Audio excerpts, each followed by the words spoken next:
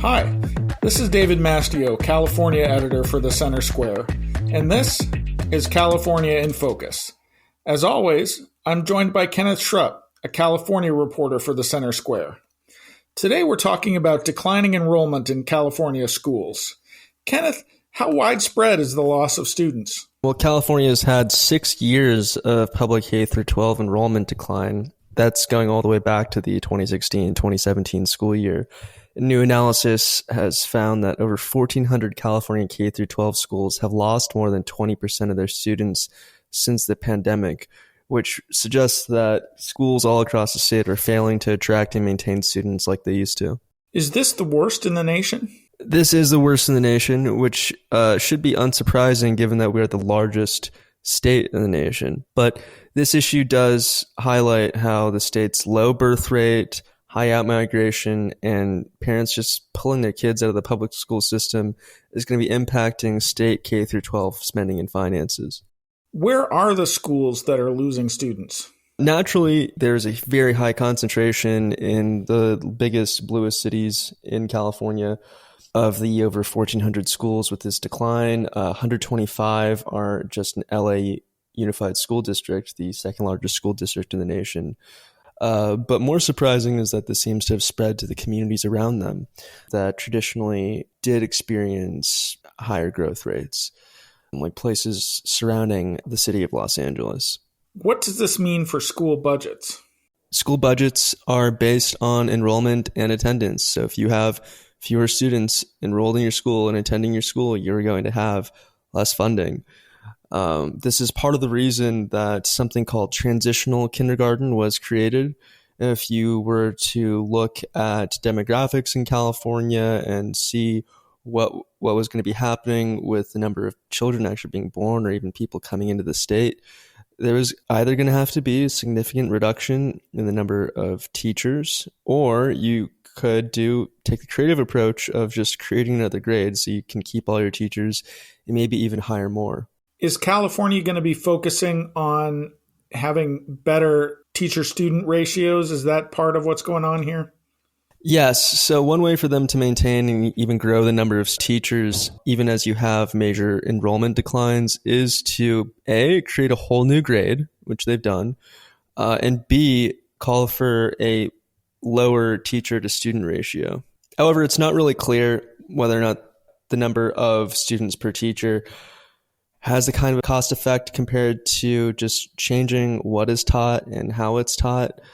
There was new data from a story that we did a couple months ago on how switching to phonics-based literacy programs instead of these new balanced literacy programs had a much, much bigger impact on improving student outcomes at a very low cost compared to just blanket spending on having more teachers. How much does private school cost in California versus the cost of public schools? Well, private school doesn't cost as much as you think. Private school in K-12 tends to cost about $16,637 for a year of tuition. Meanwhile, Governor Newsom has proposed about $24,000 in spending per student in TK through 16. So I'm not really sure if we're getting an extra $8,000 of value from the public school system. How does this play into the state's budget deficit? Well, we do face a $68 billion budget deficit for the year. Number of students keeps on declining. The Public Policy Institute of California found that we've had 6 years straight of enrollment declines in California. If you take a look at the enrollment in 2016, it was about almost 6 million. We're probably going to see enrollment reach 5 million in the next 6 years or so.